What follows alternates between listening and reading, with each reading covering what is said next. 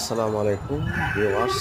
ভবনের ভিতরে আজ থেকে প্রায় 15-17 দিন হয়ে গেল নগর ভবনটি বন্ধ হয়ে আছে।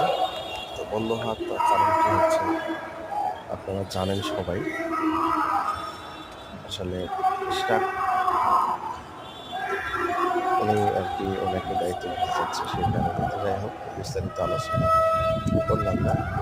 তো বন্ধর দিনেই আমি আসলে বুঝতে পারিনি, আমার অফিস থেকে সে কাজে আসছিলাম, আসার পরে দেখি ভিতরে ঢুকতে দিচ্ছে, কিন্তু গেট থেকে ভিতরে এসে দেখি বিল্ডিং এর উপরে যাচ্ছে। ওখান থেকে পুরোটাই রিসেপশনে যাবে, রিসেপশন দপ্তরে জায়গায় গেলাম, সেখানে আমি চিন্তা করলাম যে এত দূর থেকে আসে আমরা